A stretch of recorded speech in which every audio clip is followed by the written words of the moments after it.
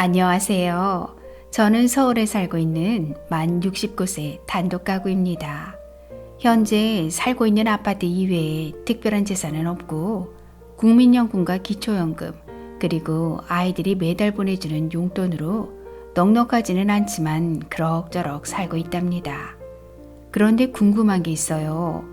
얼마 전 뉴스를 보니까 내년에 공시 가격이 올해보다 20% 이상 올라서 종부세 폭탄을 맞을 거라고 하던데 혹시 일반 재산이 늘어나서 기초연금 탈락하는 것 아닌가요? 특별한 소득도 없는데 기초연금까지 탈락하면 큰일이거든요. 집을 팔고 전세를 살면서 남는 돈을 생활비에 보태는 것이 좋을지, 이참에 손주를 키워달라는 딸과 함께 사는 것이 좋을지, 아니면 뭐 좋은 방법이 없을까요? 알베르토 쌤, 시원한 답변 부탁드립니다.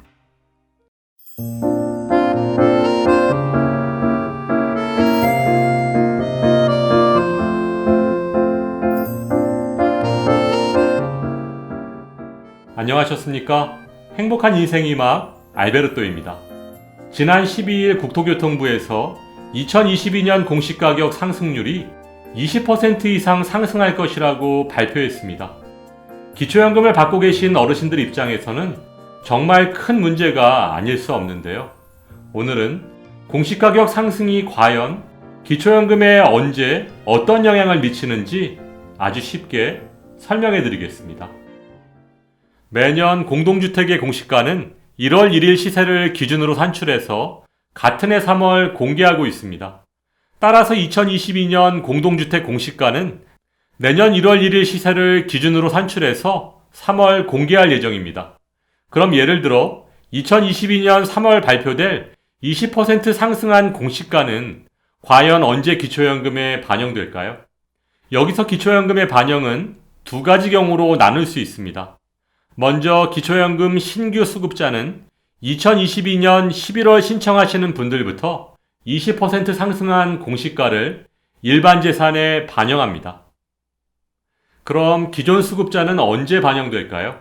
기존 수급자는 그 다음 해인 2023년 4월부터 일반 재산에 반영됩니다. 그래서 매년 4월에서 5월 전년도 공시가를 반영하게 되면 기존의 기초연금을 받으시던 어르신들의 기초연금이 갑자기 중단되거나 줄어드는 상황이 발생하게 되는 것입니다.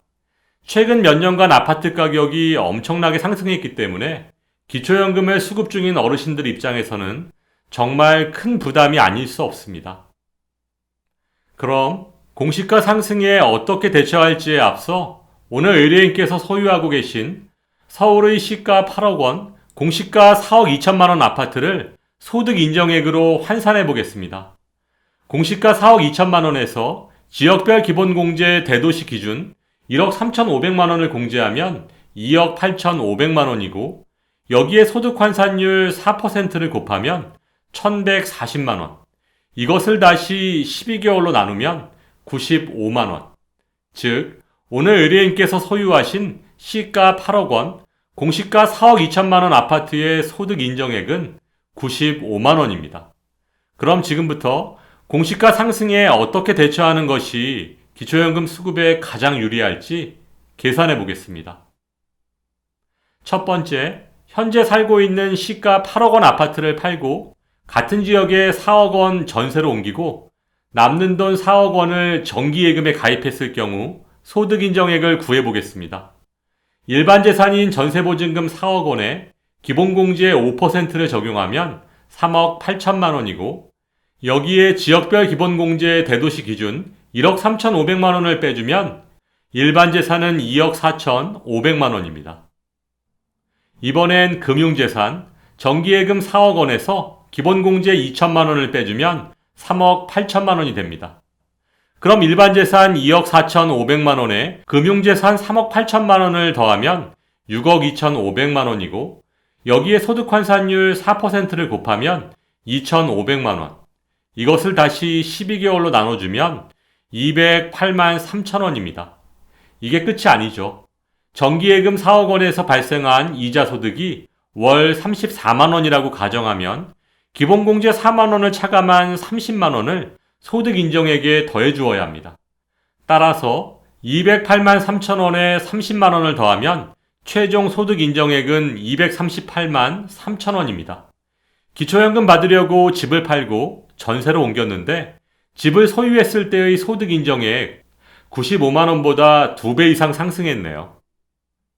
두 번째, 현재 살고 있는 8억 원 아파트를 4억 원에 전세 주고 4억 원을 정기예금에 가입한 다음 딸의 집에 함께 살 경우 전세보증금은 해당 부동산 공시가의 50%까지만 부채로 공제받을 수 있습니다. 따라서 공시가 4억 2천만 원의 50%인 2억 1천만 원만 부채로 공제받으실 수 있습니다. 그럼 일반 재산은 공시가 4억 2천만 원에서 지역별 기본공제 대도시 기준 1억 3,500만 원을 빼주면 2억 8,500만 원이고 금융재산은 정기예금 4억 원에서 기본공제 2천만 원을 빼주면 3억 8천만 원입니다. 그럼 일반 재산 2억 8,500만 원에 금융재산 3억 8천만 원을 더하면 6억 6,500만 원. 여기서 전세보증금 2억 1천만 원을 부채로 공제하면 4억 5,500만 원입니다. 이제 소득인정액을 구해보면 4억 5,500만 원의 소득환산율 4%를 곱하면 1,820만 원이고 이것을 다시 12개월로 나눠주면 소득인정액은 151만 6천 원입니다. 세 번째는 현재 살고 있는 집을 주택연금에 가입했을 경우 69세인 의뢰인께서 시가 8억 원 아파트를 주택연금에 가입하면 월 240만 원 정도를 받으실 수 있습니다. 정말 큰 돈이죠. 거기다가 주택연금은 소득에 포함되지 않고 오히려 받은 만큼 부채로 공제해주기까지 합니다. 월 240만 원, 즉 1년에 2,880만 원을 부채로 공제해준다는 얘기인데요.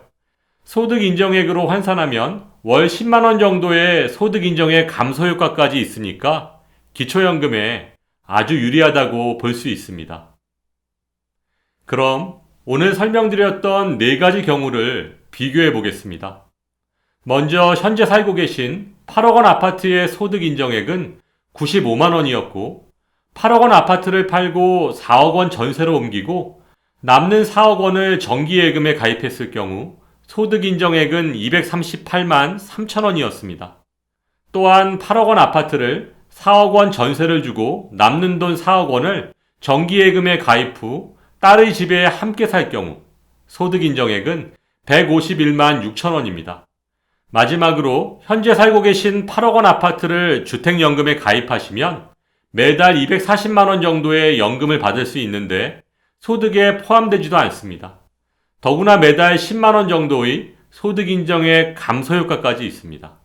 따라서 집을 팔고 전세로 옮기는 것이 기초연금에 가장 불리하고 주택연금에 가입하는 것이 기초연금에는 가장 유리하다는 것을 볼 수 있습니다. 네, 그렇군요. 오늘 설명을 듣고 나니 아주 신중하게 검토해서 결정해야 될 생각이 드네요. 기초연금 받으려고 아파트를 팔고 전세로 옮겼으면 정말 큰일 날 뻔했어요. 오늘 친절한 설명 감사드리고 친구들과 꼭 공유하겠습니다. 오늘 말씀드린 것처럼 기초연금 수급자가 계속해서 기초연금을 받으려면 꾸준한 재산과 소득의 관리가 필요합니다. 따라서 평소에 작은 관심이 어르신들의 기초연금을 지킬 수 있는 큰 힘이 된다는 것 잊지 않으시길 바랍니다. 알베르토가 응원하겠습니다. 행복한 하루 되세요. 좋아요, 구독, 그리고 알림과 공유는 좋은 콘텐츠를 만드는 힘이 됩니다.